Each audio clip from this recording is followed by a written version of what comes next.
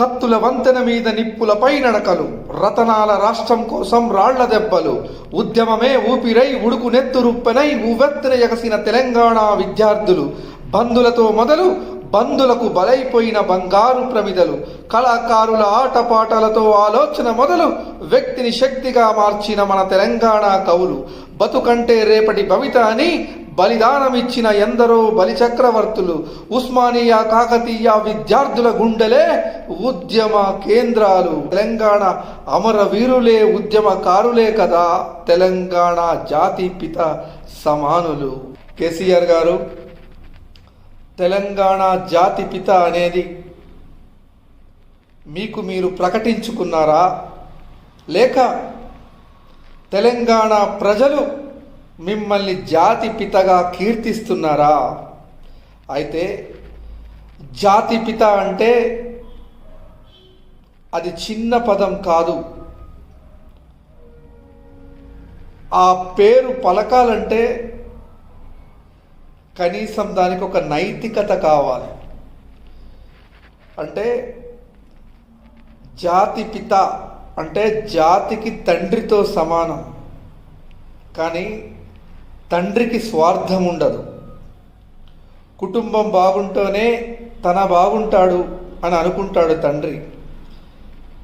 తెలంగాణ సమాజానికి మొత్తం మీరే తండ్రిగా భావిస్తే తెలంగాణ సమాజాన్ని మీరెంత ప్రేమించారో, ప్రేమించినట్టుగా ఉన్నారో. అయితే మీ ముందు కొన్ని ప్రశ్నలు ఉన్నాయి. మీరు జాతిపిత అయితే తెలంగాణ ఉద్యమ సమయంలో తెలంగాణ ఆకాంక్షలతో తెలంగాణ సాధించుకోవాలన్న ఆశలతో మీతో నడిచిన మేధావులు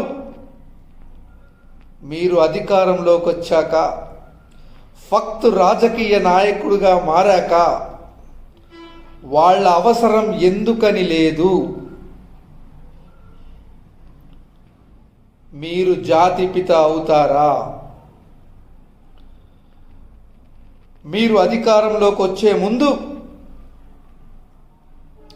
కేజీ నుంచి పీజీ వరకు విద్యను అందిస్తానని, ఉచితంగా అందిస్తానన్న మీరు తెలంగాణ విద్యార్థులకు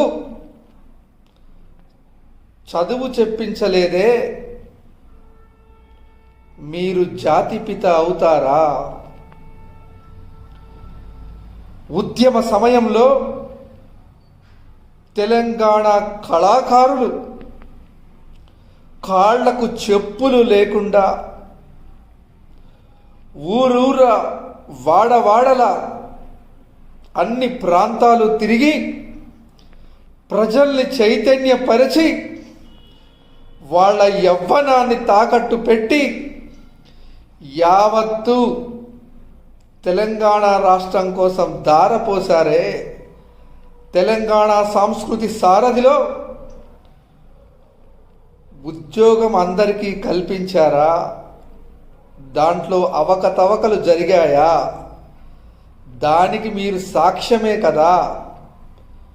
ఈ రోజుకి తెలంగాణ రాష్ట్రం సాధించుకున్నామంటే తెలంగాణ కళాకారుల పుణ్యం. అంటే వాళ్ళ పుణ్యంతో అధికారంలోకి వచ్చిన మీరు, మీ ఎమ్మెల్యేలు ₹1,00,00,000 కోట్లు అందరూ సంపాదించి ఒక్కొక్కడు ఫామ్ హౌజులు కట్టుకొని, ఒక్కొక్కడు ఒక్కొక్క నయీమైపోయి భూ కబ్జాలు చేసుకొని ఆర్థిక విచ్ఛిన్నం చేసి ఎక్కడికో ఎదిగిపోయారే. మీరు జాతిపిత అవుతారా? తెలంగాణలో వనరులున్న ఈ రాష్ట్రంలో లాభమే తప్ప నష్టం లేని ఈ ప్రాంతంలో అప్పుల పాలు చేసి తెలంగాణ రాష్ట్రం మొత్తం ఖజానా ఖాళీ చేసిన మీరు